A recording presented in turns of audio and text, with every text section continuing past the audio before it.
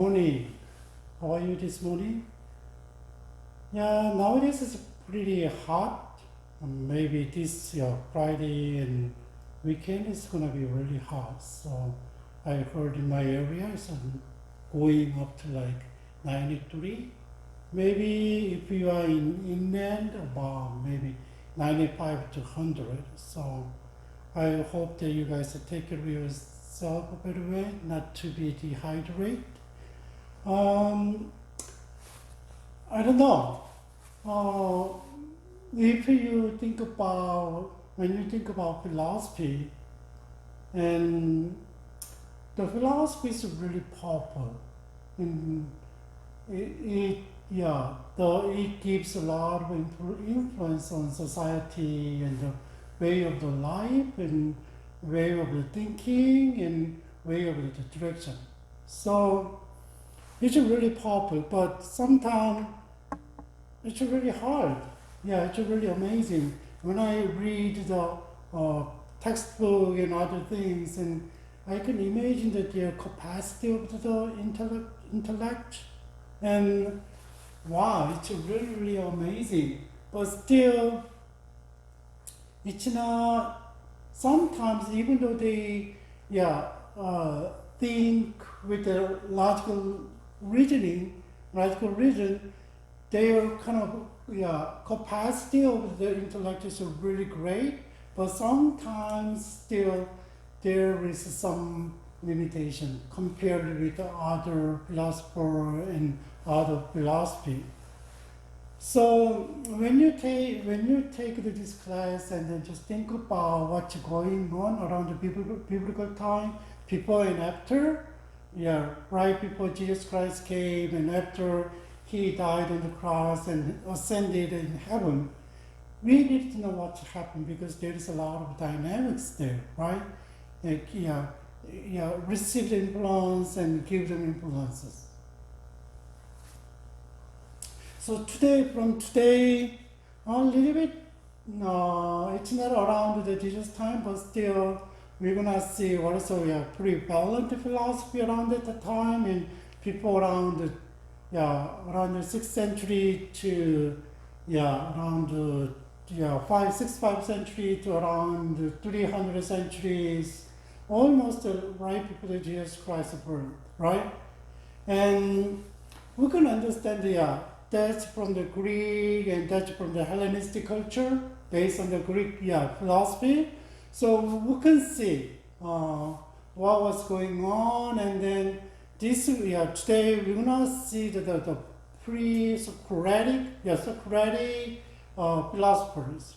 It means that before the Socrates, and then we can see how they think about the cosmos, how they think about the people, and then we can move to the Socrates and Aristotle and Plato and Aristotle, right? So I hope that you can little bit understand how they think, what are they thinking about. But this is kind of it's a really short class, so maybe introductory. So I'm gonna give you basic idea. They think about this one and they understand this one, but I'm not gonna tell you specific process, how logical process, because too much time. So when I was taking a philosophy class in Korea, so I think the introductory of the Western philosophy, and that was focused on the ancient philosophy like us, and then we talk about I took the Nicodemus ethics for whole semester. So if you study more, if you wanna get more detailed information, I think you better read with some a lot of books and resources out there. You can Google it and you can get the books and read more if you want. Okay, so I'm gonna give you kind of glimpse outline of how they think, how they understand the world, right? And how they establish their worldview. So yeah, today we're gonna talk about pre-Socratic philosophers. Before we jump into the topic and just think about Greek worldview. Have you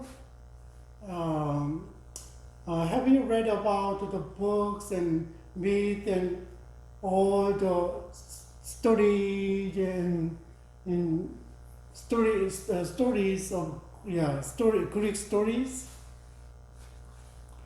That is a part of a reflection of how they think, how they live. But one thing that the Greek worldview is, they really think about what is it, and that is kind of they try to explore the entity of the things. That is one thing they try to figure it out. What is the really the one is kind of the one is kind of originate from everything's originate from, and then the one is kind of the what is the foundation of the cosmos, and that will provide all the clue of the operation of the universe. That is one, but if you read the Greek myth, and then there's a lot of gods, personalized gods, and they kind of interact with the human world, and they try to explain their life relationship with the gods, right?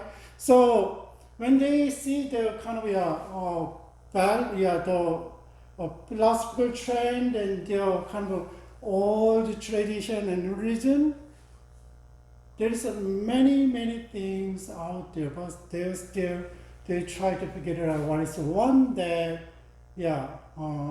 is pre-exist and provide all energies and the source of the existence, right?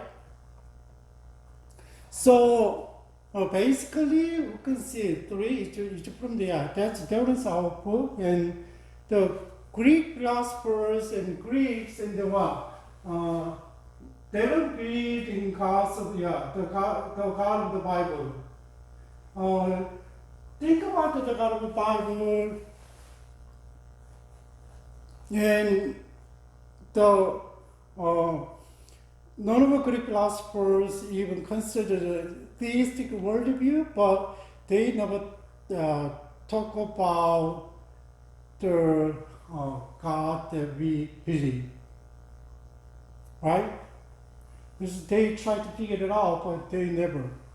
And none of the Greeks believe that the world was created and directed by the personal supreme being. They try, if you read, and we cannot see who created the world. I know, you could read the Jews, and he created a human being, and then he has power and try to do all, control everything, but there is no creation story. But the supreme being, the absolute being, is also personal and virtually unique. Personal is really unique. And, but the Greeks, they don't have kind of belief, right? And third one is unbelief in the biblical God meant also that the human mind had to do it to work without help from any higher mind, like absolute being, supreme being. Okay, so we don't need them. We can do by ourselves, but they really rely on their mind, reasoning. That is totally. Just think about the Hebrew worldview, right?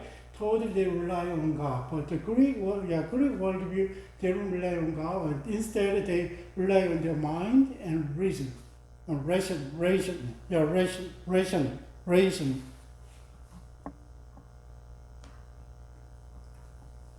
So that's the basic worldview of the Greek. But the Greek ways of worship, how do you worship God? And in Greek religion, absolute was really faith.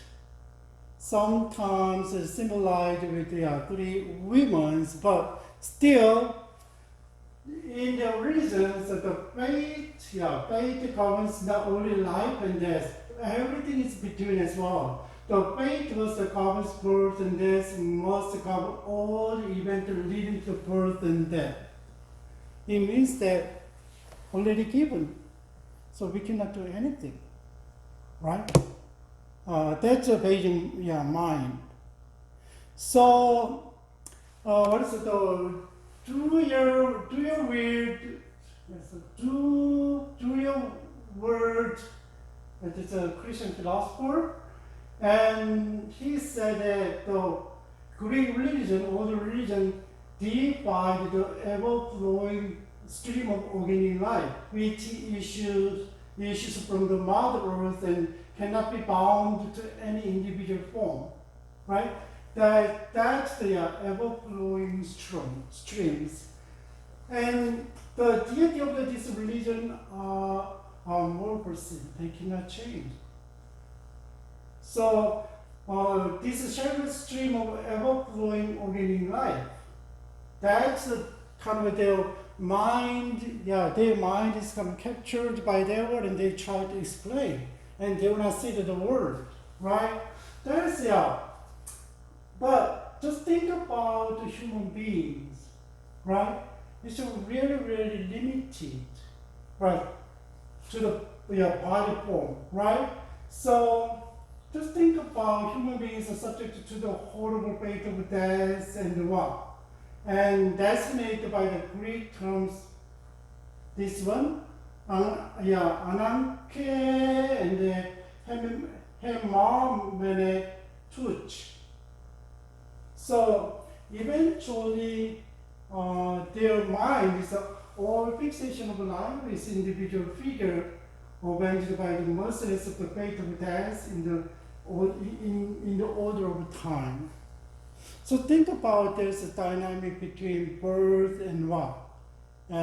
Birth and death, right? Birth and death. But seems like human being, we cannot do anything. That's the basic concept that they have. Really,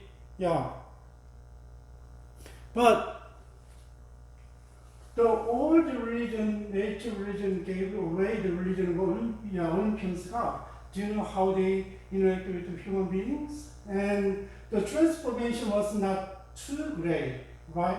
Sometimes they fight each other and sometimes destroy the human beings, and the gods are basically personifications of the various forces of nature, right?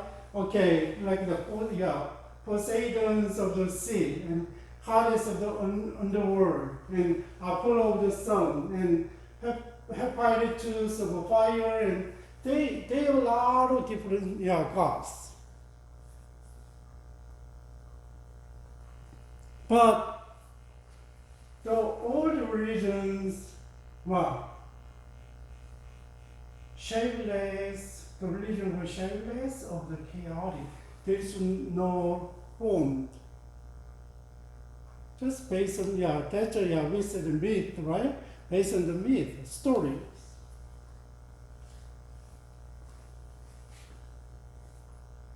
So there is just think about they're really governed by fate, and what happened. Their attitude is really pessimistic, right? So human beings are essentially pawns of a fate, of a chaotic, and just think about the relationship with the Olympian gods. It's totally different from Bible, right? So none of these elements of a Greek religion has also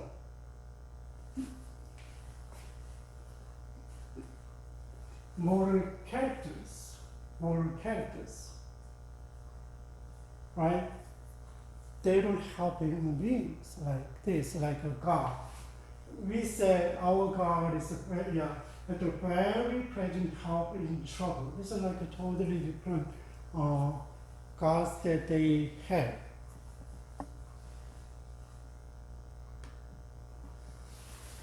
And philosophy, that's the old. But philosophy and the new religion came out, and look at this, how they think. So what distinguishes the Greek philosopher from the Greek religion and from the other ancient wisdom teachers is what? What is different? Greek philosopher is different from all the Greek and the other wisdom teachers. What? The insistence of the supremacy of human reason. And they think that the human reason is what? One of the key, was a crucial element to figure it out, to understand the cosmology. So what is called rational autonomy. Was the John Fame said national autonomy, right? This is different from the wisdom teachers in other cultures, treasure the tradition of father and mothers. If you read the Proverbs, hey, son, listen to your mother, listen to your father. Don't forget, like this is different from the, even though the philosophy means the love of wisdom, it's different, right? So all agreed that good life was the life of reason. And when you see that Aristotle and Plato, that's one of the best way of life. Good life is what? Philosophical. Based on the reason. So to Greeks, reason, not fear of the Lord, not fear of the Lord. Wow. The wisdom comes from what? The fear of the Lord. It's not. Was the beginning of the wisdom, right? It's different. So reason itself becomes something of God, and they did not describe it such as was object of ultimate allegiance, ultimate standard of truth and falsity, and right or wrong. This is it's from their Bible. So philosophers and some of the philosophers kind of challenged the old religions, the understanding the world through the old religion, but some of them kind of accept it and try to expand their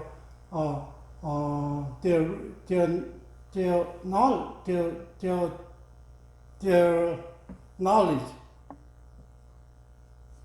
So that is from the preschool after just think about Hesiod described the whole the gods and the relationship with the human being, and then that's a part of their life, the part of their worldview. But Greek philosophers so after they kind of it's another regional for them and try to understand the reality.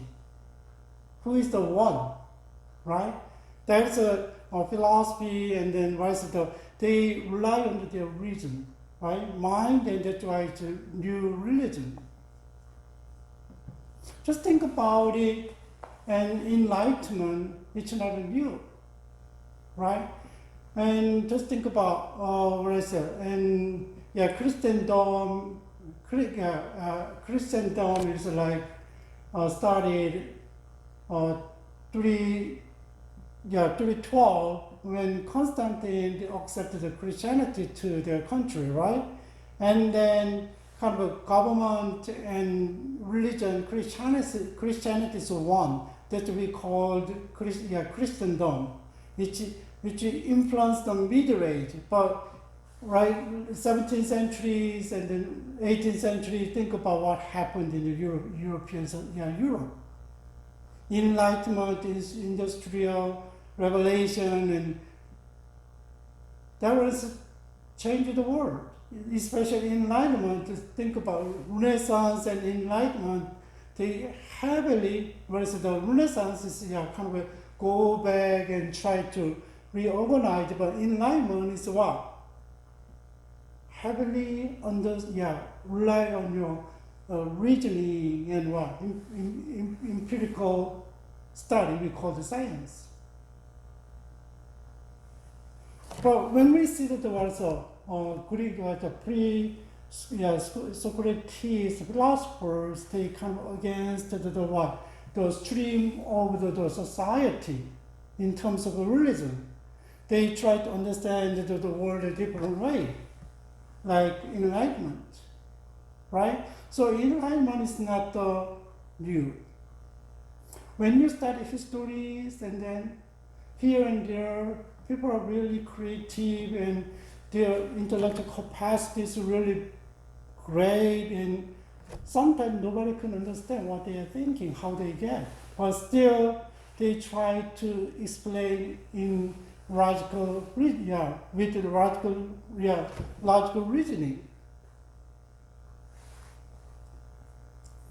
Kind of turn around from the myth and the what, try to rely on their reasoning, right? Mind. That is a kind of they establish a foundation of philosophy in Greek.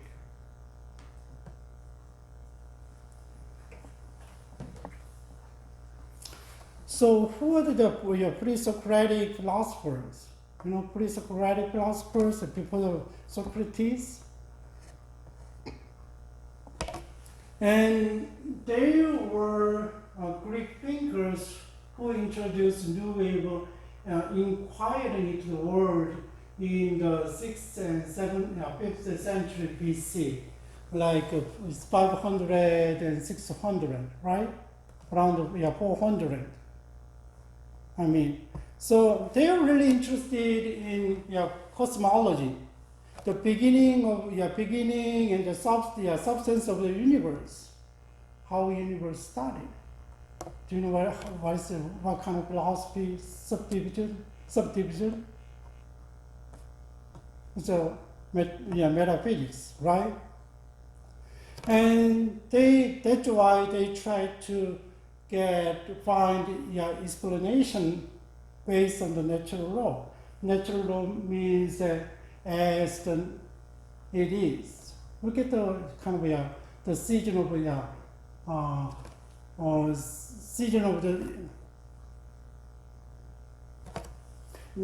seasons, 4 seasons. What about the waters, and what about the air? What about the fire?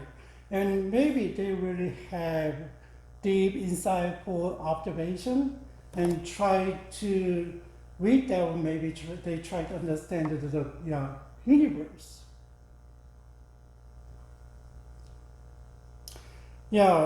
Pre-Socratic philosophers are the first philosophers and scientists of the Western tradition. They established foundation of the Western philosophy and science.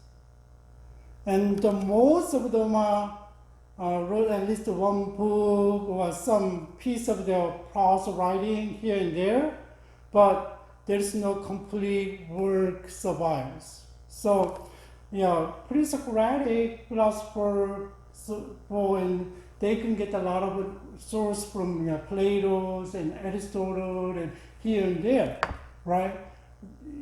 Because there's no any books and material writings remain.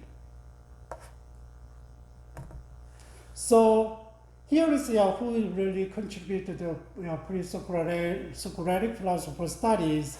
H. Diels and Collect and also Kant's start is kind of, he did, and then also the diesel and also kind of, correct, right? And abbreviated, so we K the TK. So they are really contributed kind of collecting all materials and material to study for the study for the study of the pre-Socratic philosophers.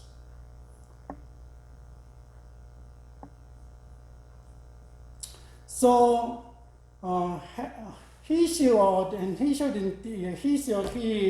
wrote the Theogony, the traditional story of the Olympian gods, and he had another kind of that's a poetry style, and he had another works and days, and then Hesiod and then pays more attention to the human being. And in the beginning, it's really talk about the Olympian gods, but later on, so try to telling the story of the earlier greater creatures who died out or destroyed by themselves or Jews. So humans were created by Jews and under his power and subject to the judgment and divine intervention for little kind of Jesus control everything. But he did not create the universe. Jews, right? So his word is one that is what? God saturated, really God saturated. And look at this, the God maybe intervened all aspects of the world and from the weather to mundane, particular of human life.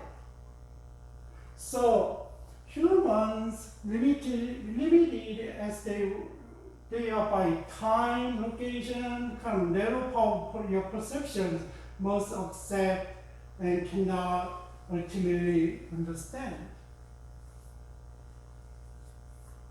That's why kind of they are really fatalism. Fatalism has. So pre-Socratic philosophers and shared a certain outlook. So like they try to explain the world a little bit different. People and like it is, people, Greek philosophers and early Greek philosophers and non-philosophical procedures like Hesiod and contemporaries.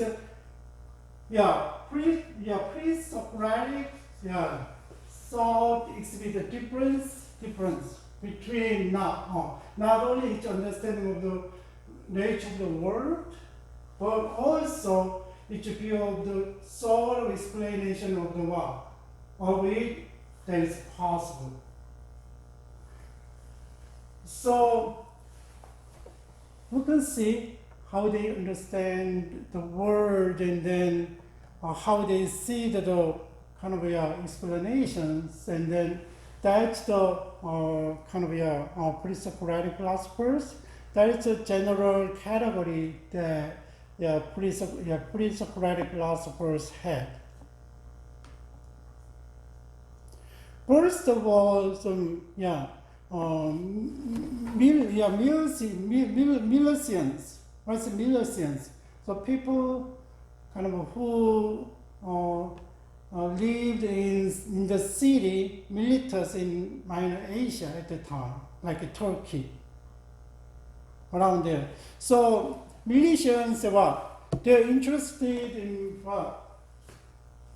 measuring and explaining the celestial and territorial phenomena, were as long as they're concerned with a more abstract inquiry into the cause and principle of substances and change attributed to them. It means that just think about how can they explain that one, but it's not a concrete. It's really abstract. You cannot see based on the heavily based on your reasoning, right?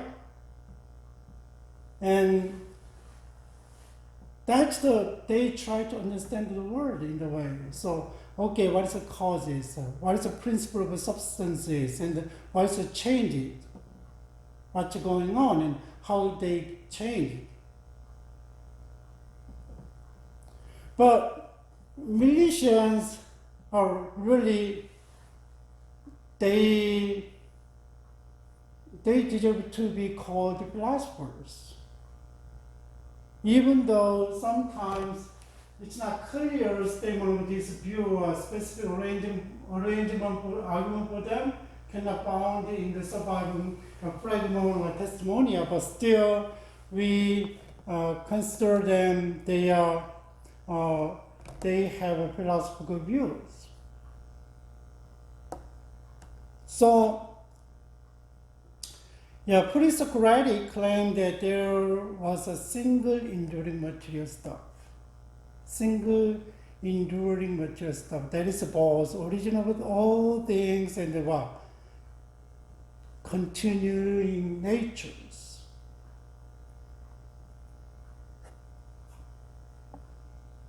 Look at the go, yeah. First of all, yeah, Talos. Talos. So Talos is was the first to engage in such question of the cause and principle of the natural world and natural phenomena. Have you thought about like this or what happened? Like natural world and like when you see a tsunami. And maybe if you live around the area and then, yeah, like Indonesia, and then the tsunamis come open, and then how they affect their life, and then how can you explain the tsunami? Like this. The causes and principle of natural world and natural phenomena. That is he tried to do. So he predicted the solar eclipse. Maybe his mind is really scientific. And introduced the geometry to Greece from the Egypt and produced some engineering models. It's really, really scientific, huh? Nowadays we can see. And here is basic idea of his philosophy. The fundamental nature of the universe is water. He said, explain the whole cause of the universe and the principle of the world is water. That is the essence of everything that everything is really is. Despite appearance, appearance to the contrary, appearances are different, right? But everything comes from water, will return to water. And the world is developed out of water by various natural process, perhaps by saying that all things are full of God.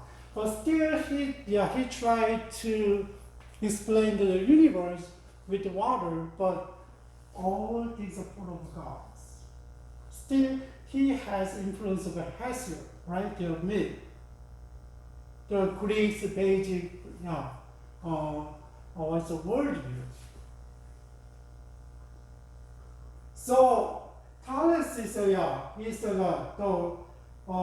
group of thinkers that he calls inquirers into nature.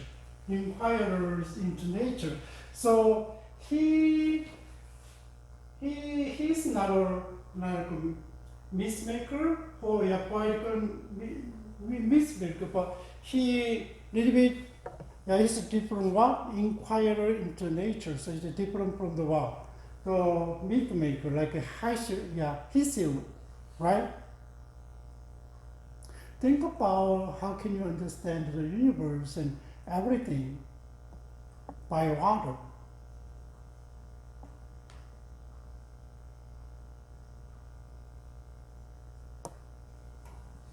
And So Aristotle, he talked about the Thales, and then Aristotle's summary of the Thales view does not imply that Thales claimed that water induced through whatever change has occurred since the original state. But he doesn't mean that, and now just has some new and additional property. He doesn't, even though it's universal, and water is induced through whatever change has occurred, and then they have a new property, and then that, he doesn't mean that. Aristotle's kind of understanding. So Aristotle summarized that Thales identified the soul and with something in the whole universe. It's the soul that which makes things alive and is capable of motion. There's something, the soul is with something in the whole universe. So that's why suppose that everything is full of God's water or soul being divine or natural principles. That's the Taoist understanding of the universe. So Taoist is a nature as a complete and self-ordering system. So there is no any divine or supreme being, right? Absolute being. And it's no reason to call on divine invention from outside the natural world to supplement his account. So he doesn't need another God. As it is, that's his observation and basic understanding of your world. What about another Milesians? Anaximander. Anaximander is do you know he's a man who invented this one clock, and Norman tried to measure the time with the shadow, sundials, and he invented it. And Anaximander to have a great view of the heavens serving as astronomical and cosmological model. And he's maybe really dexterous, and then maybe he's really have abilities here and there, right? We first draw the map of the inhabited world.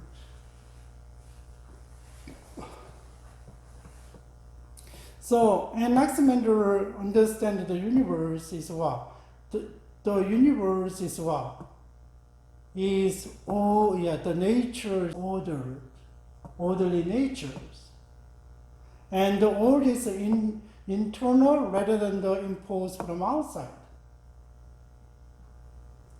They try to see, they try to ignore the Thales, and then they don't need any divine interventions. They try to give them the credit. What is the whole universe? Something the nature has it, right? Nature has it. They try to understand it from out of nature, not from God, another supreme being. His first principle is one and moving and indefinite. There is one and moving and indefinite. That's the first principle. The principle and the element of the things. This one is principle. One, and the one who control and keep moving and but indefinite. It's both principles, kind of an archetype, original things, and what's the elements of the things. There is a principle, there's an element. Think about it, there's a bread is here, right? Bread is kind of let's say that this bread is what? Principle, we can see that one. But what is the element? Stoic-Chenyan. What's that one?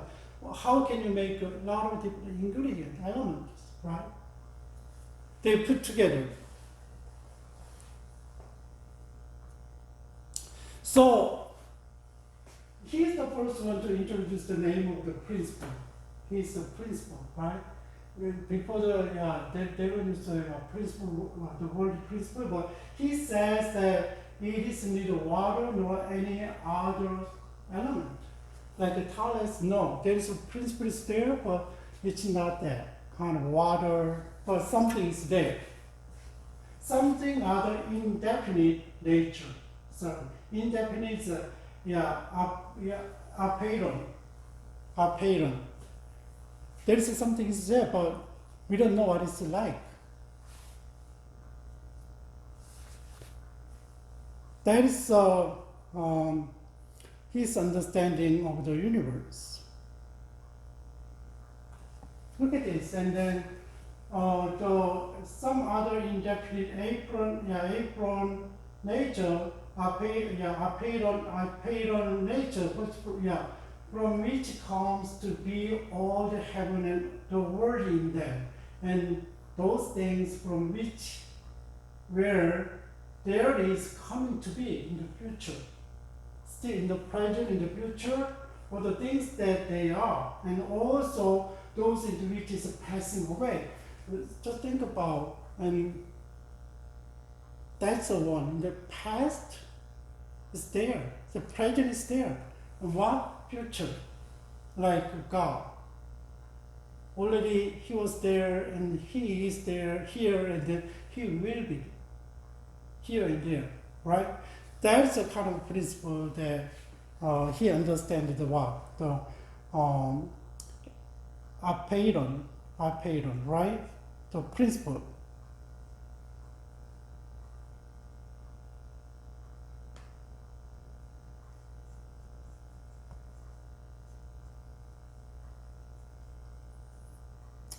Always, he said, here is the original indefinite stuff from which all the heavens and worlds in them come to be.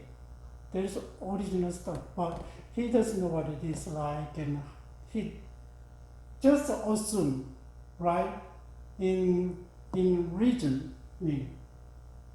So Anaximander would have a thought of motion. He's one and moving as innate, and so that the original source of the changing was a part of the character of the indefinite itself. That's why he's the one, and he's moving in indefinite. That's the principle.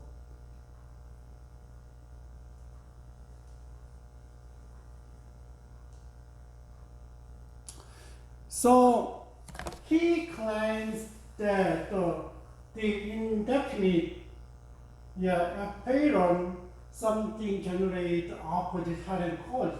Kind of, I don't know. He tried to explain semi-biological mode, and then hot and cold. There is a dynamic and power. There is a power, and then action of this stuff, power and produces things that come to be in our world. So opposite act on dominate and contain other produce the world, regulated structure. So just think about when hot and cold to dynamic and maybe something and maybe already gone. Something new and something are gone. Right? He understands the way. So a little bit, I don't know the index, how I don't need the index, the other things, but interesting, right? And here is over the cause of time, cycle of seasons, the rotation of the heavens, and other sort of the cyclic change coming to be a future and the past, including regulated and the formal system. Right. That is everything is by a system. What is a system? He said that the system ruled by the justice of the ordinary time is a sharp contrast with the chaotic, capricious world of the personified Greek God, who interfered in the working of the heavens and the affairs of human beings. So maybe he doesn't like the kind of Hesiod kind of stories and try to get away from them and then try to find something. It's really chaotic. All the religion based on the story, right? Greek god, Olympian gods. Can you see the kind of the stream of the times? And some things really dominate, and sometimes people really there is no was pessimistic, and we cannot do anything, and there were new thoughts coming out and lead to the peoples. One of them is kind of Marxism. They cannot. There's a lot of corruptions, a lot of failures of societies, and they try to explain and all things in different way, and so just a different way that we can do something ideal, understand. We can make a better life. Seems like he's really tired of the myth, right? The Olympian gods.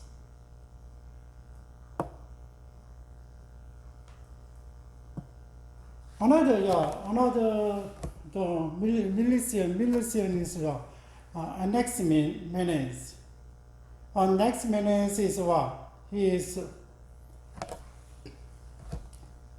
Thales tried to understand the universe, cosmos with what? Water. But Anaximander, he doesn't use anyone, but still he thinking about principle, right? Self-moving and self-regulating kind of a system. But Anaximander's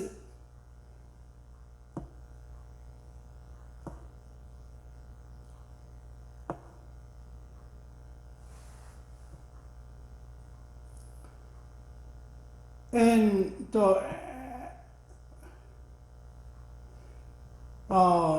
I think this Anaximander, not the Anaximander's Anaximenes, chose the air, tried to explain the universe, and then what? Because he agreed the basic principle must be neutral, like an apron, Anaximander's apron, but not so lacking in property that seems to be nothing at all. But still, you needed something. And so, air can apparently take a various property of the colors, temperature, and humidity, and motion, taste, and smell, like this. That's why he tried to a little bit add something, right? And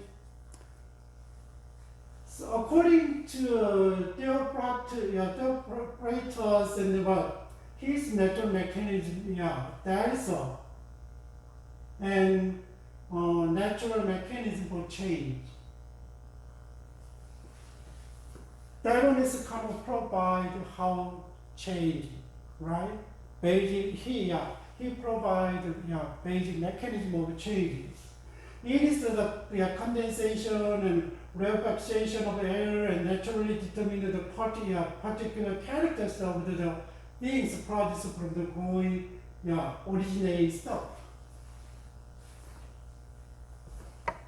Little bit different from others. So basically, relations, relations were the material, monist.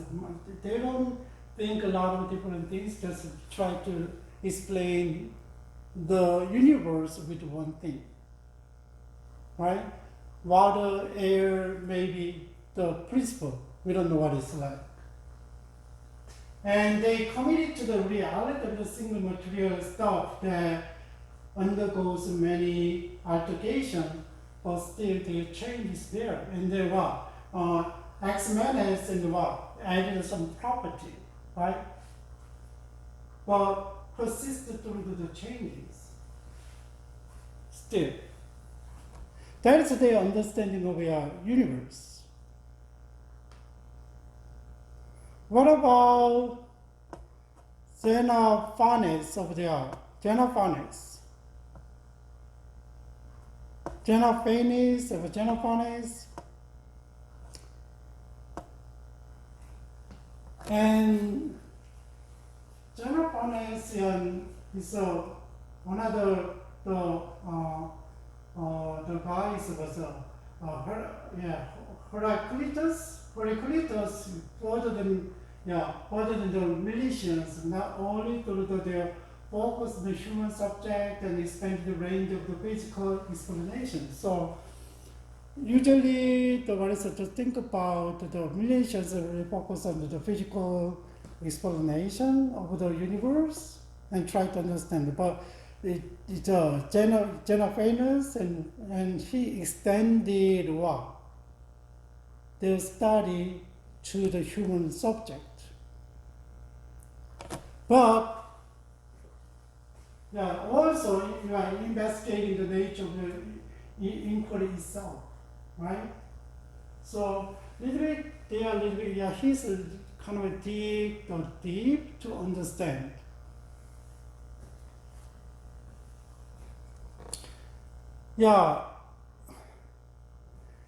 He is come to the scene of an original thinker in his own right, who influenced later philosophers.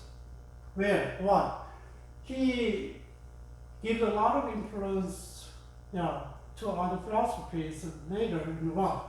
Trying to understand and characterize the realms of the human and divine. Okay? Try to realms of the human and divine. Which one is a human realms, which one is a divine realms. And while exploring the possibility that human being can genuine knowledge and wisdom. So it depends on the philosophers, and then some people that, okay, we couldn't see with the senses, it's not reliable, it's not true knowledge. But anyway, he studied.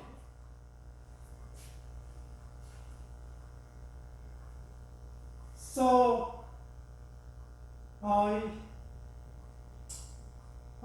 his explanation of the meteorological and heavenly phenomena is the naturalistic science.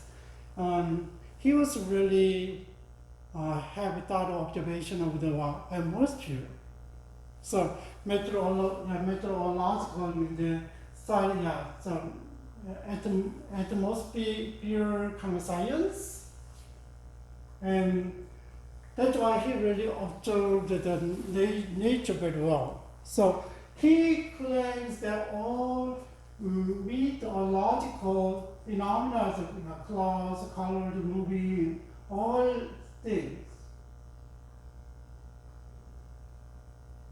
And look at this, and then clouds are fed by the exhalation from the land and seas, and the motion of the earth in water, and the hands of clouds of come. Just think about all cycles, right? How it's different. Interesting. I don't know, kind of observation though. Yeah, it's humid, it's cloudy, it's dark and white. I don't know what's the difference. But we can see, and we have, by experience, we have kind of cloud. We might have a rain today, like this. but he went deeper and tried to explain. So totally naturalistic science means that they exclude something is kind of intervene.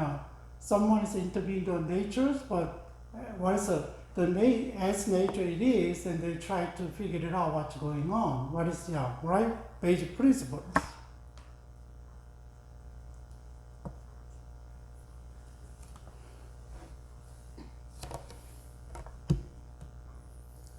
And he said, he tried to understand what he said, and then, tried to characterize the realm of the human and the divines, right? And then here he said,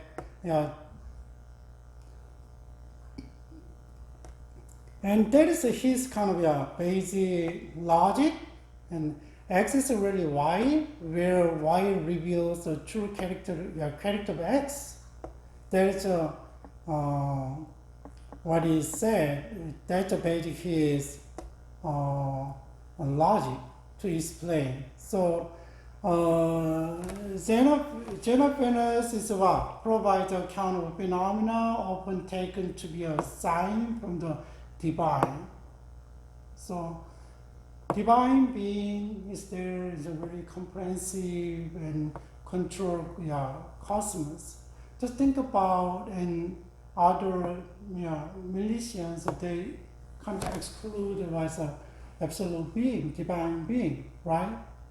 But even though he studied the natural, based on he studied cosmos by the natural science, but still he's thinking about the divine being. Do you know how the thinking is developing?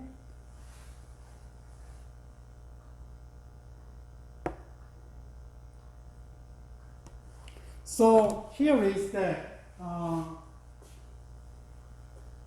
if that divine being is understood, organized, and managed by interaction, having removed the gods as a bearer of the knowledge to human and deny the divine, take the active interest in what mortal can or cannot know, if you take it and remove everything, and what is up?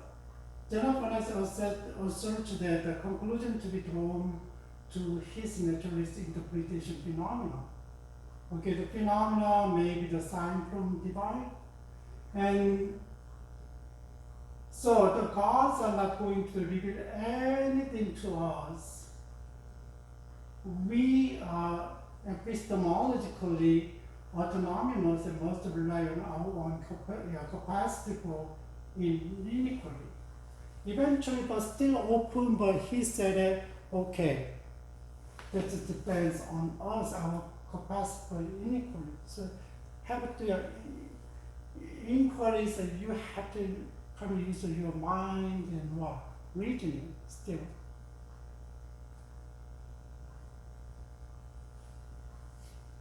So Xenophanes is stressed about the difficulty of coming to certainty, and particularly about things beyond our direct experience, because it's really based on the natural law and natures.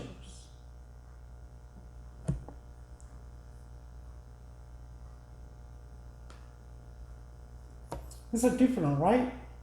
And he is kind of open the door for what is divine, realms of divine reign, the realms of the divines. Heraclitus is what?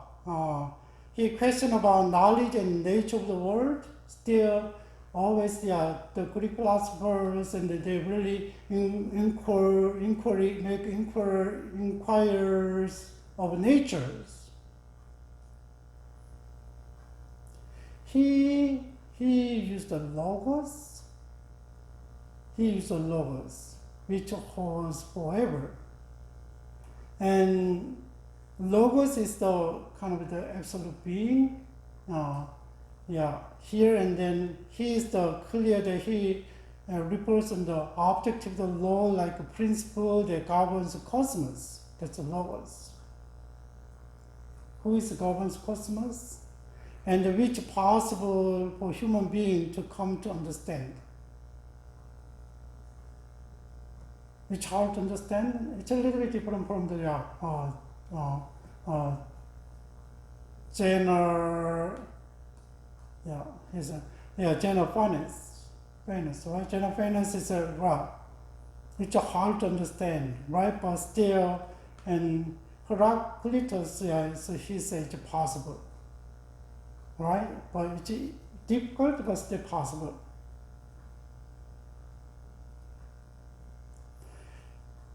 He said that the science of unchanging order of the eternal system is fire. Heraclitus and Logos, but the fire is really always changing, always the same. The Logos itself a permanent, contained unchanging account of the explain of the alteration and transformation of all cosmos, right? But eternal system is what? Fire, the sign of eternal system. It's one of the there's a sign. Fire.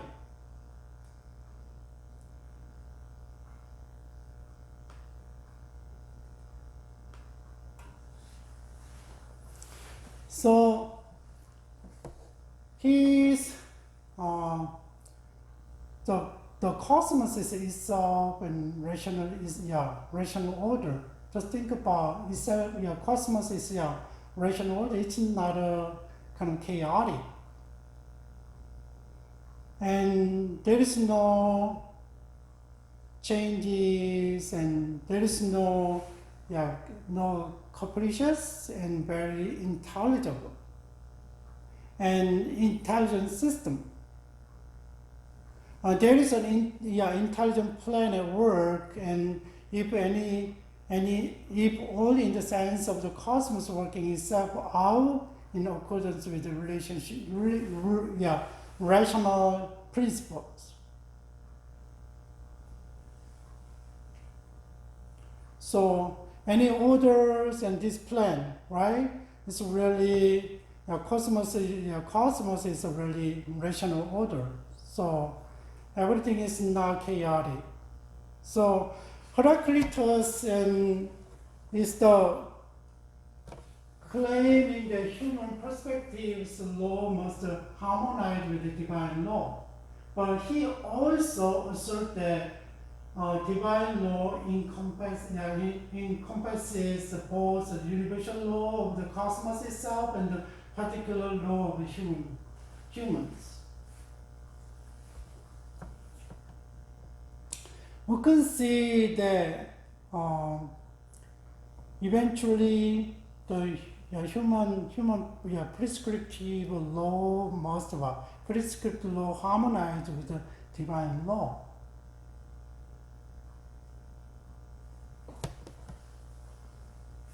Well, just think about it at the time, and then what about think about the United States, and they made a constitute, and then at that time the world is really based on the Bible, even though not everybody, right?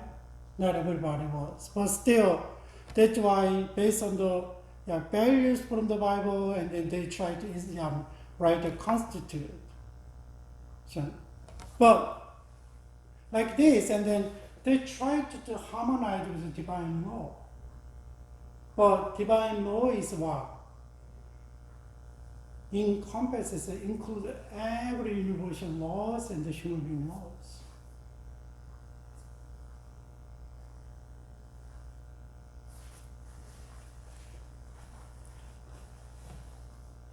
Interesting explain of the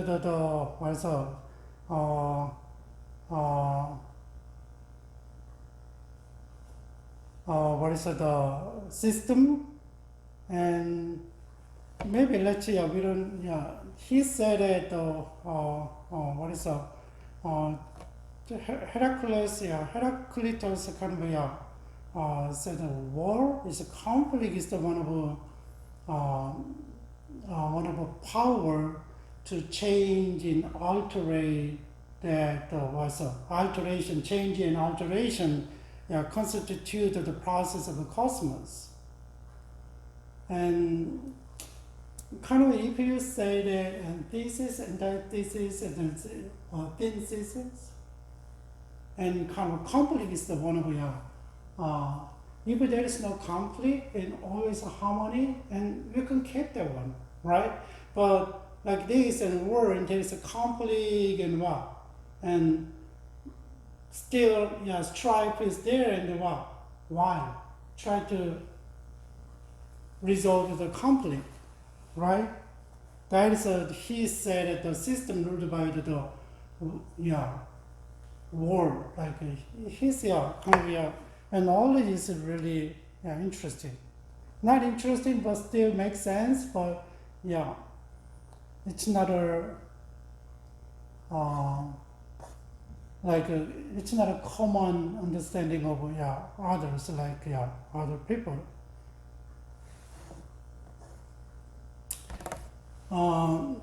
He is the earliest of a Greek philosopher to discuss the human soul. Heraclitus claim about it and like his other views, and then expressed the what's up. But still, it's puzzled, right? But it seems very clear that he treats the soul as a seat of the emotion and movement and intellect. It's not a heart, but he tried to use the concept of soul, right? Even though it's not explained clearly, but he was thought about and tried to explain it. What about the Parmenides? Parmenides is he's the one. Parmenides, born in around 510, Greek colony of Ilya and southern Italy, south of Napoli, now known as Belia.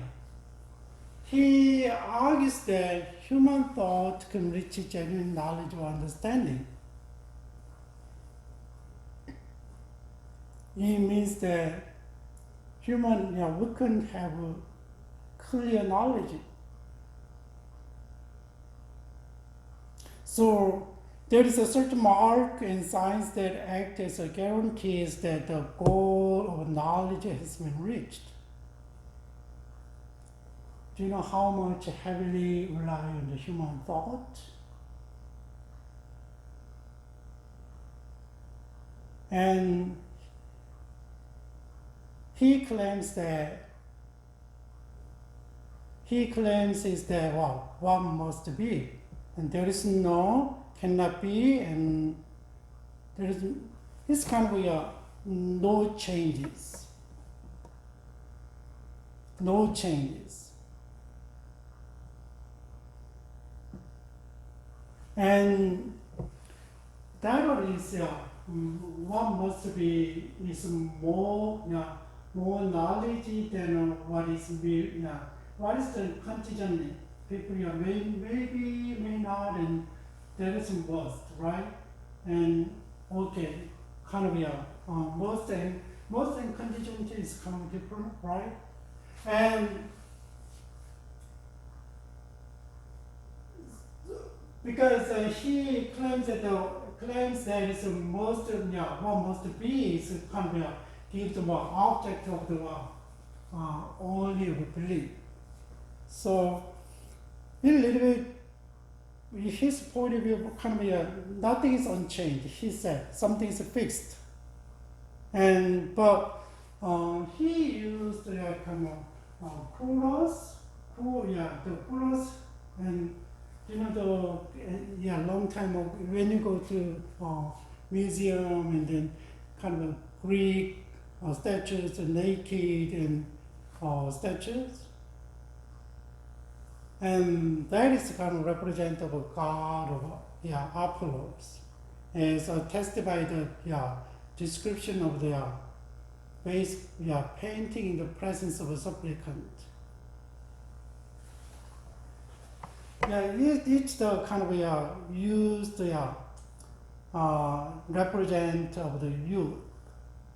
They said that. So he said kind of the poor, there's a poor, the poor can reach a decision or determination of the truth solely through the use of his logos, not others.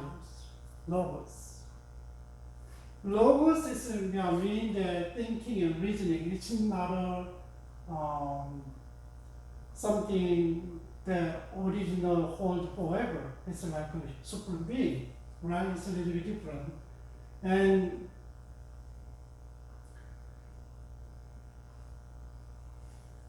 he said, anything that genuinely cannot be subject to coming to be and passing away must be the single natures and must be complete and in the sense of being unchangeably and unalterably what it is. That is a basic understanding of the what must be what it is. So he tried, there is, how can we understand things, right?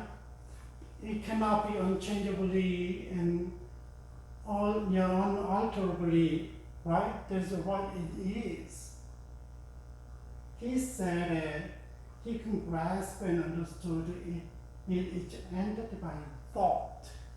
Still reasoning, right?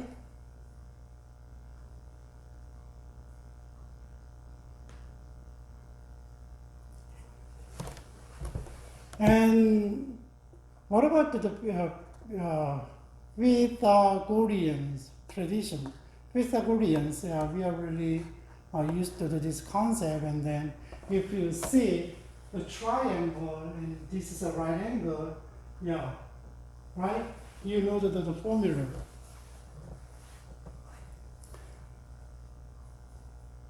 He established kind of a community of followers who adopted his political view, and which favored by the better peoples. And also the way of life he recommended on what seems to be more or less philosophical base. Still, his basic criteria is come from the philosophy, right? Even though he's thinking about what is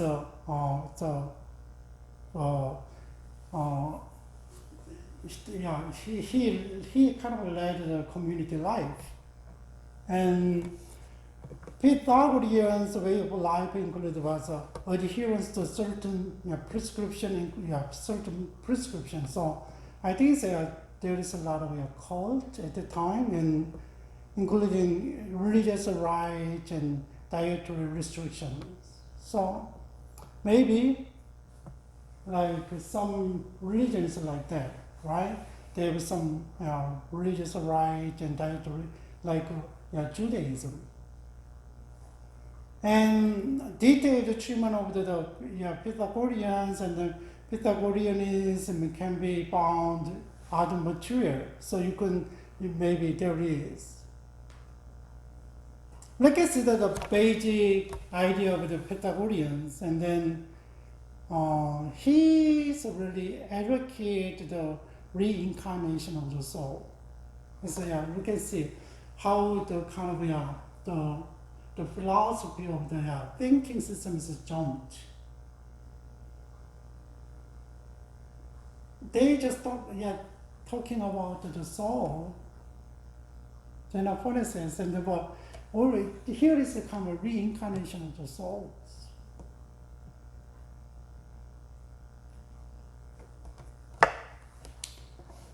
Yeah, so incarnation, we have incarnations. God become a human being, put himself on the human body. And what about the reincarnations of the soul? When you say Hinduism, and then you can see.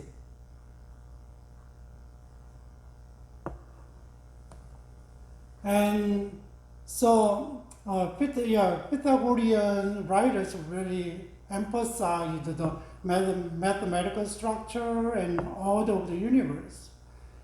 Try to understand the way the universe was mathematically. Still there, and the early Pythagoreans thought of nature as structured system ordered by numbers. The same, right? And the search for still and prepare modern generations around the 4th centuries and 5th the end of the 5th centuries. So his approach is really different, a mathematical understanding of the universe.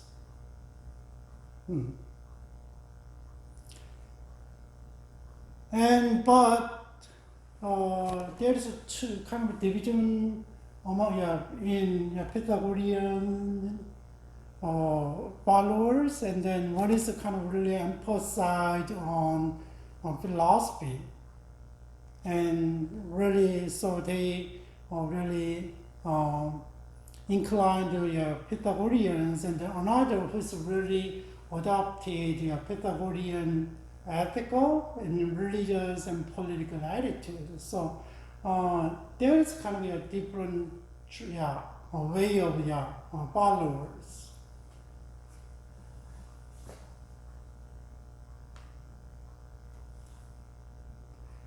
And eclectics means that, just think about eclectics, means that you can put here and here and put together, and you can accept both. That's eclectic. Maybe you can a little bit twist and make own things. That is Jen of Elia and the Melissa's of Samos. Just think about what they did, and Zeno paid particular attention to the contrast between the requirement of logical argument and evidence of a sense. And usually, when they really focus on the human mind and the sense is not reliable. But he tried to put together that he was a famous paradox, paradox of the motion.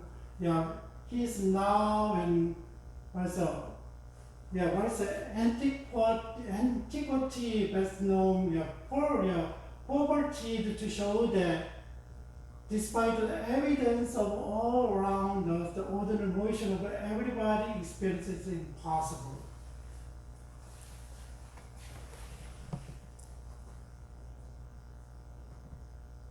We cannot sense it, but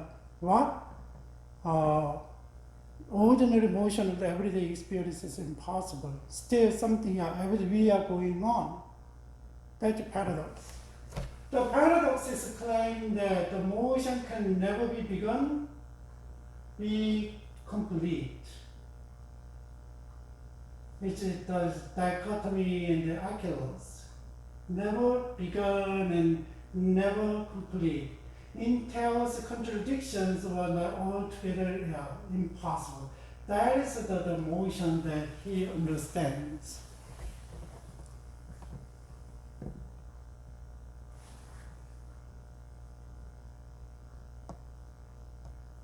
Just think about never be begun how can start it? And someone is kind of self-moving, and then how the self-moving being was absolute, I don't know, that one, self-moving is originated from.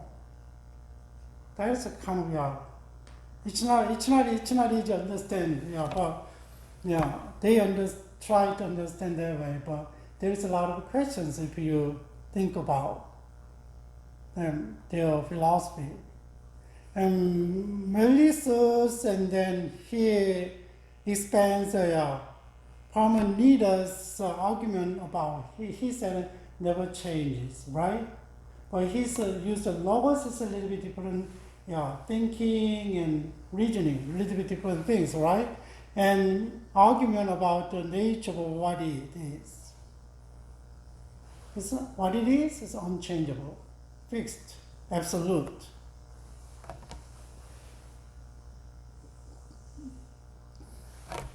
But Malthus claims that only one thing can be. If what is unlimited, then it must be one or alike. So, what is it is, and then it's unchangeable one, yes, kind of really, really original things, and then what? Only one thing. It's not many. Right?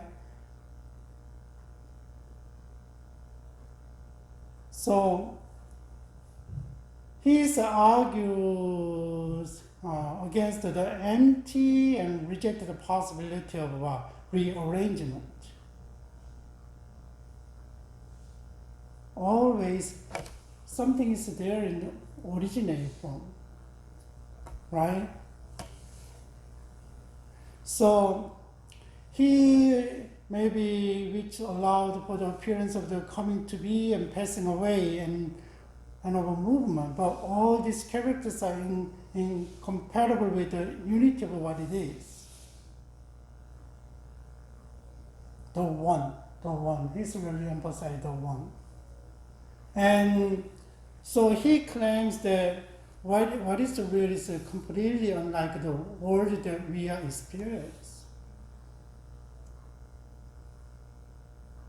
And he said that the spirit between the appearance of reality is complete and unbridgeable. So he said that we cannot change anything, we cannot understand, we cannot put together, right? That's his basic idea, basic understanding of your cosmos.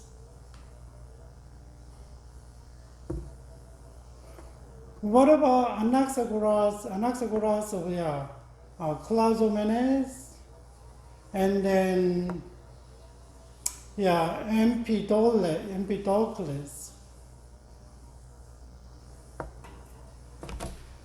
Anaxagoras is and the Greek don't think correctly about coming to be, future, and passing away, past. Nothing comes to be passed away, but it mixed together and dissociate from the one that are. How can we understand the past, and how can we understand the future? And anything comes to be or passing away, but that is a mixed. It means that just think about it, and water is always water, right? But maybe they change the forms to this water still, and when you mix the other things, maybe grows different things, right? Have different roles, and mixed together what is dissociate from the things that are That's his understanding though.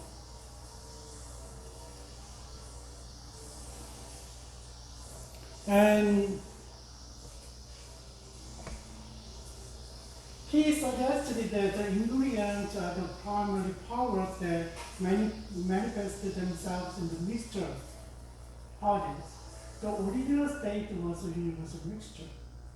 All things were together unlimited, both in amount and smallness. For the small and two was unlimited. That is about his understanding.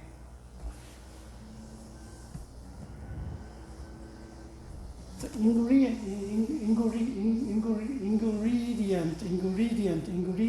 right? Ingredient are the primary power, right? What about then? He said the mixture was set into rotary motion by the operation of mind, and then loose, and the mind is big roles.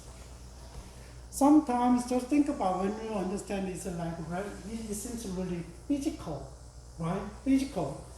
Oh yeah, but later on when you see that, always their mind is, mind, and they are thinking about abstract, but they still use the physical phenomena.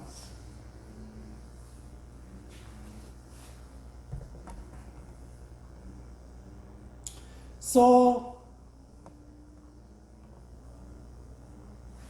it's Anaxagoras, and then make an important theoretical step in attributing motion of its ingredient to an independent,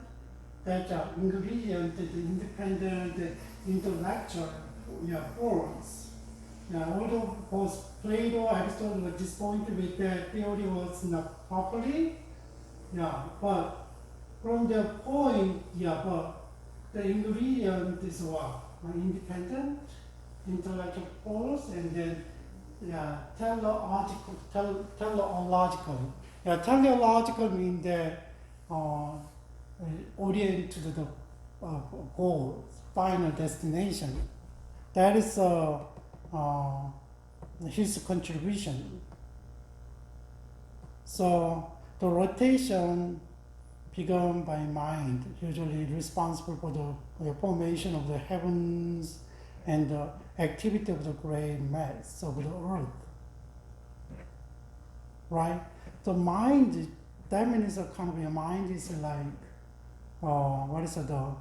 other people say it's absolute big news, right? It's really important.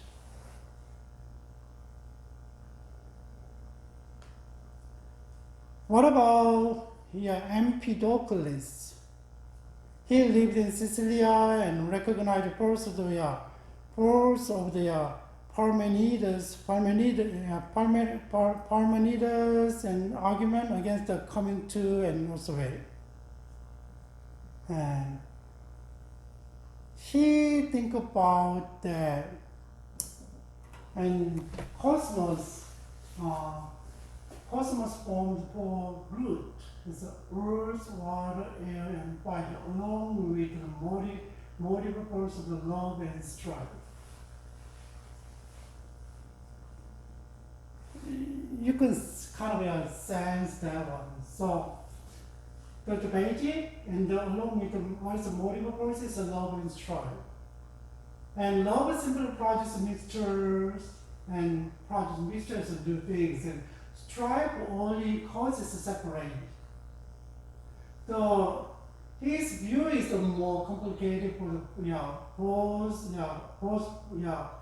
mixed and separate, but love unites opposite things to pull apart and mix these unlike.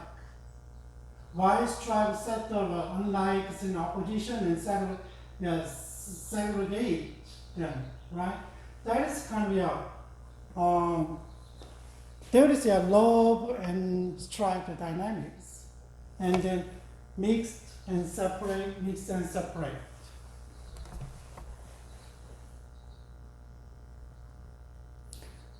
But the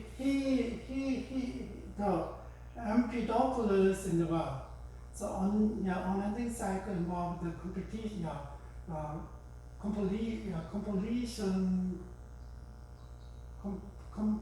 competitions between love and just think about, and it's a kind of dialectic, and then there is unending cycle involving competition between love and strife. Mix and separate, mix and separate. That is his understanding of the understanding of the world, universe. It's the same as this part explanations. Of course, cosmology is not his only interest, but he's pay attention to the question about perception and its role in knowledge. So far, a lot of philosophers, and then they don't rely on the perceptions, sense, right? But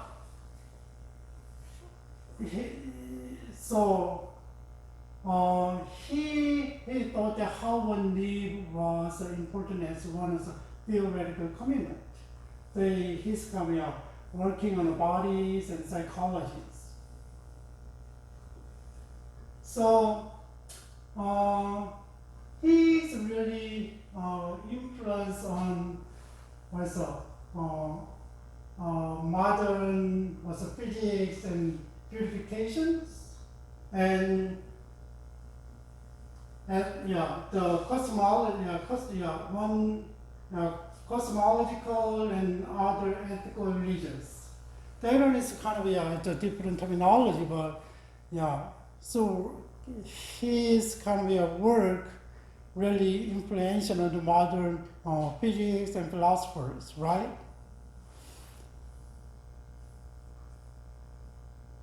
Sort of interesting.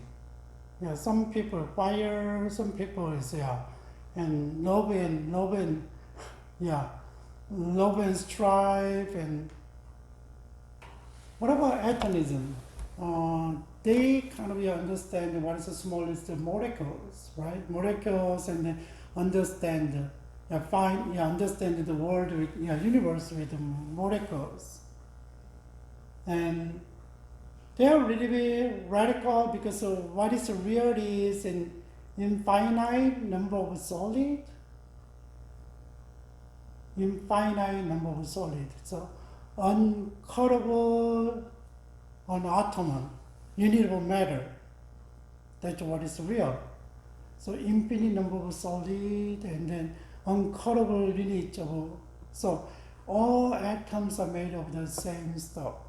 Solid matter itself, other mechanism, different from one another. But atoms are different in shapes, positions, and arrangement, they say. That's why we can see differently. Here is two people's Lucifer's and Democritus. And they kind of endorse the reality of the ant. The ant is the what separate atoms and allow for the difference. That's the ant. Can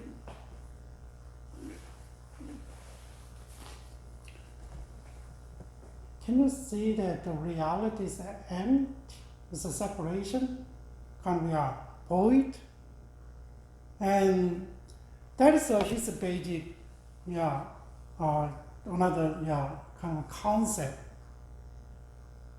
And the atomistic, so all phenomenal object and characteristics are emerging from the background mixtures, right? In the case of atom, the mixture of atom and mixture or void. It's a void means the mixture is kind of together and form the different things and what. And atom is kind of separate, it's empty. There is empty, right?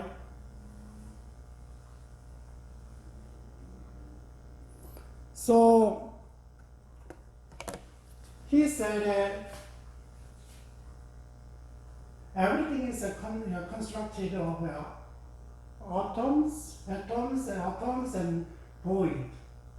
You know, atom is kind of mixed together and small distance mixed together, and the void is kind of separate. Previous who said it? It's only to lobe and stripe. Similar, the shape of the atom is the arrangement with respect to each other.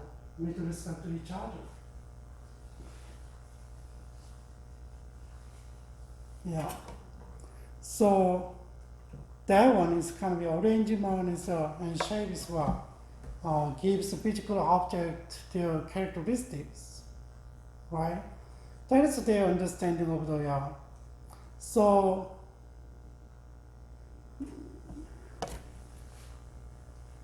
Theo said that there was flavors given according to the shape of atoms and compose various objects. So it's a little bit crazy idea, and he said also he understood what he said Democritus make a sweet which is round and quite large, right? Round and quite large, but a strange that which large, rough and polygon and not rounded. That's a little bit different.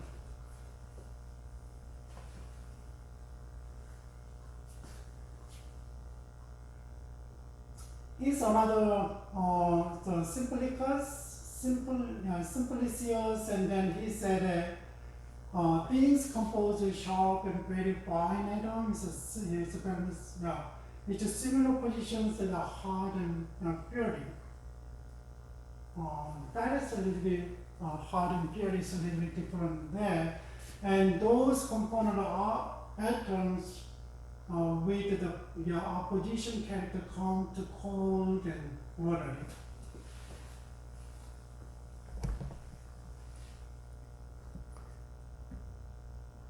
When they are kind of this opposition is watery and cold, it's kind of separated, and then maybe they are shaped and fine, kind of mixed, and then they are hot and fury.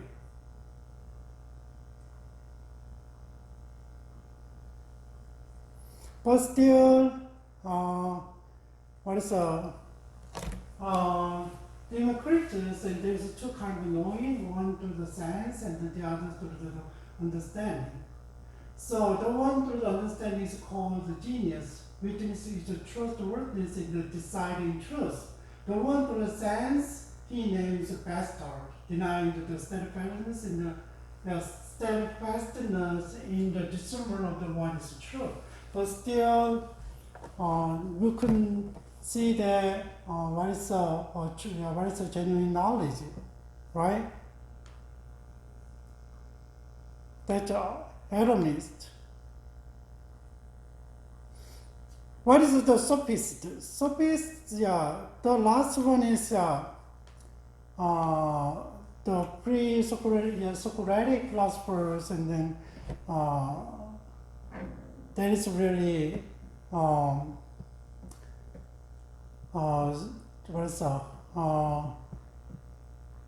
here's a Diogenes of Apollonia and the sophist. So, and Diogenes is identified the single basic substance with the air, like Anaximenes,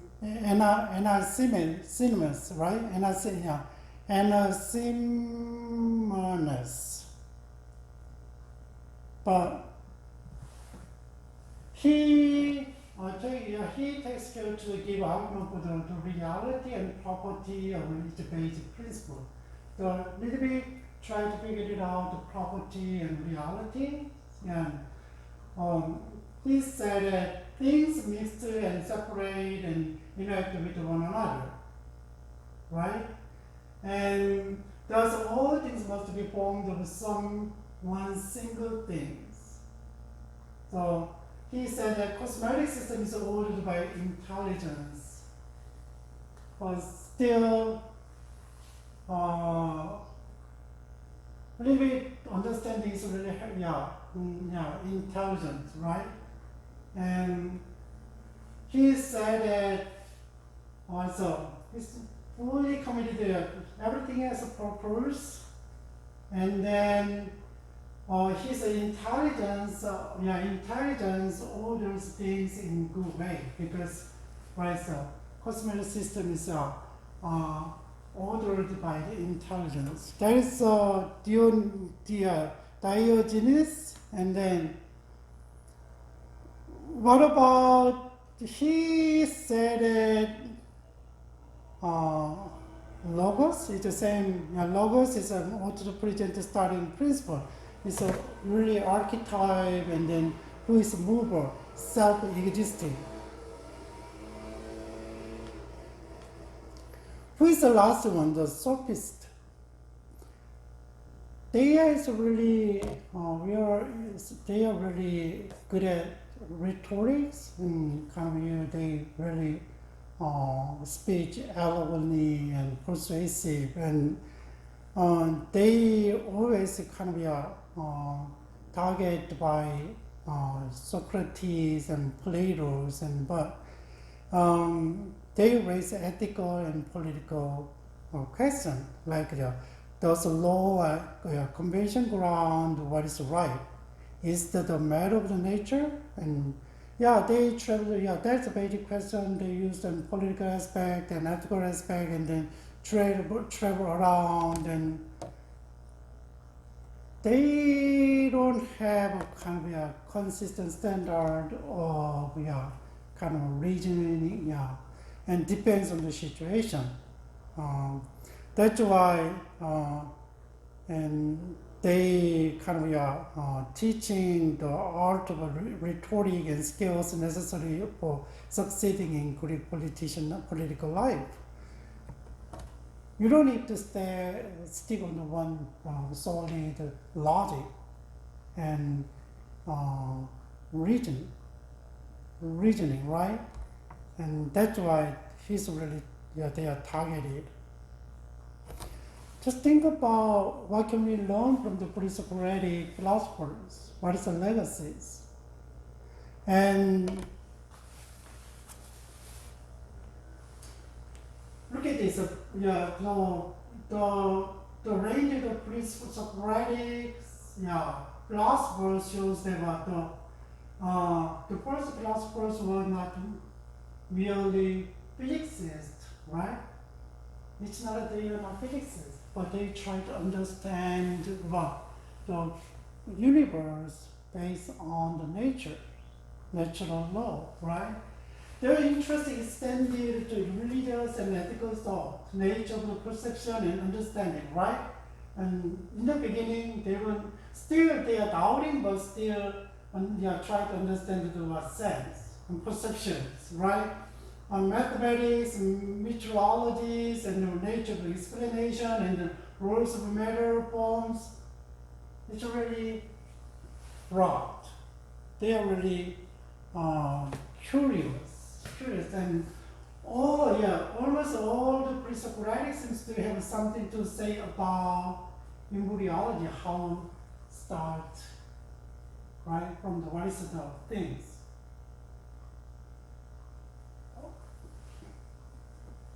And what is the origin of motions like this, and what is the basic energy relationship with how they produce, how these things come to be or pass away, and like this.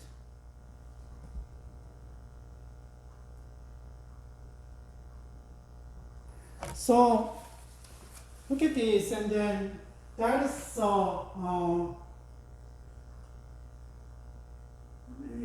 Diogenesis and Empedocles, and then showed the structure of the body and the overlap between the ancient philosophy and ancient medicines, growing interest of the scholars of early Greek thought, and then I don't mention that kind of with all things, but still, it should really establish the foundation of your basic kind of your what is it for the future. So next philosophers and developed based on that one, and then they developed their own ideas. But as we learn that they are really heavily on the from the what's it, the Milesians start from the what? The cosmology, and they start to understand the universe, and later on the philosophers and extend the humans and divines and what, and still what is the bottom line of their philosophies? Always mind, thought, and intellect, right? Reason. That is the basic things. That's why John Frame said that's a new religion. So we consider their worldview, how they understand the world, and then John Frame said the philosophy is a kind of a worldview, right? It's not a traditional wisdom, because if you have a different worldview and then you understand, if you have a different worldview and then you understand the world differently, same thing. If you have the basic understanding of the world with the different philosophy, and then so if you are heavily dependent, if you understand the world with Marxism, it's totally different from the other people who doesn't have Marxism, like that. So remember how they really influential to the next philosophers coming, or the kind of they already established the foundation of the thought, right? But it's not just it's not limited to cosmology. That is a cosmology is metaphysics, but sometimes there is kind of there is no any. I cannot say much about the epistemology, but still maybe. But we consider the ethics, values, right? And that's what they kind of started, and so we can move on. What is kind of and what is we consider the philosophers, and then Socrates, and there's the Asian philosophers after them, after the pre-Socratic, and then we can see next class. Okay, you guys, I know this is a lot of stuff, but try to give you basic stuff, how they think and how they understood and thought, and just get an idea. Wow, they're really intellectual capacity is really, really great. Yeah, that's my learning. But I never thought about to observe something and try to explain the whole universe. Maybe if you have time, you can try. Okay, you guys, and it's not many detailed things, but try to stay with me and then kind of understand the basic. And if you are Christians, just think about some. I mentioned a little by little, but still, just similar things are there, concepts are there. So we can see, because to think about the world and then how they interact with the other cultures, and Hellenistic period, and then 300 to early 100 between like that, and 4th century to 1st century in, with the Greek Roman period, and then it's which their thought and the religions and cultures were really powerful and influential at the time. It means that it heavily influenced the Jewish Judaism, and then there is kind of an intellectualist there, even though not only the Jews, but the Gentiles. Gentiles who are influenced by Rome, who were influenced by Greeks, right? Yeah, that is a kind of a worldview. And when you read the Bible, and then a lot of things are kept about the Old Testament, Judaism philosophy, and how to understand the Bible, God, and but still, when Jesus Christ came, and when the writers write the Gospels, other books, and then just think about the philosophical trend, and the people who are really like Paul. He he mentioned about Stoicism and Epicurean philosophies like that, and then we cannot even know that one. Okay, so you guys, and I hope that you have some understanding of the Greek ideas and philosophies, and see you next week. We'll consider Asian philosophy like Socrates and Aristotle and Plato, and next class. Okay, have a great week, and see you next week. Bye.